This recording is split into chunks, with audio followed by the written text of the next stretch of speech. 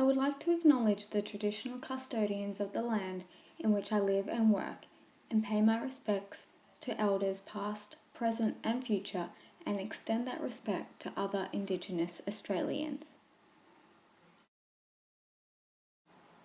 I feel lucky to have lived on the Gold Coast my entire life, having lived in Burleigh and its surrounding areas for nearly 30 years. Whilst looking for visible Indigenous culture in my community, there were a few places that immediately came to mind. My primary school is unique in that, unlike virtually every other school on the Gold Coast, it was named after the area's Indigenous name, Cannindraba, meaning oyster ground. When people ask me where I went to school, they are often not familiar with it being located on the Gold Coast, or cannot pronounce its name, let alone recognise it as an Indigenous word. To me, this highlights just how unfamiliar people are about Indigenous culture. It makes me wonder why more places are not named after their Indigenous heritage. This important part of our history is being swept under the rug in favour of colonial history. Galagal Aboriginal Cultural Centre, situated in Burleigh Heads. Galagal meaning Burleigh Head in the Yugambeh language.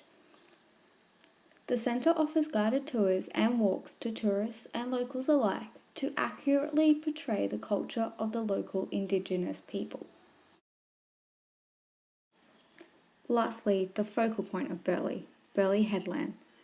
Walking through Burleigh Headland, I feel an immense sense of peace, and despite having seen this scenery many times before, I never cease to feel in awe and have a deep appreciation for its natural beauty.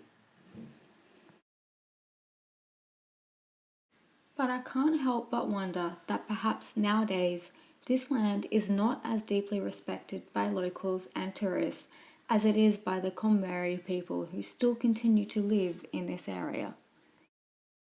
It has only been through my studies in First Australians and social justice that I have focused my attention on the significance of this area to the Yugambeh people.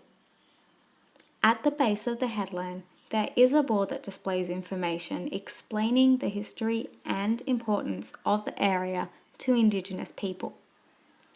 Despite this signage, I feel that much more could be done to highlight the fascinating and rich history of Galagal. After completing this assignment, I realize I have only a small amount of knowledge of my community's captivating Indigenous history and culture. This has forced me to reflect on why this may be and brings me back to my own culture.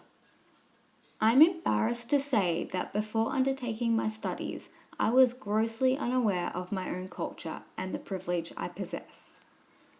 I would struggle to define my culture, as this is something I have never had to do before. My culture is literally everywhere I look. It is the accepted way of life in my community. It is not questioned nor misunderstood.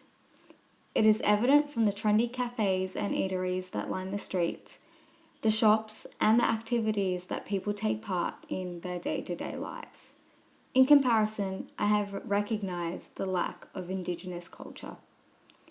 I feel that armed with this newfound knowledge, a renewed sense of self-awareness, and a commitment to stay focused and engaged in my community's Indigenous culture and history, I can work to become an effective ally.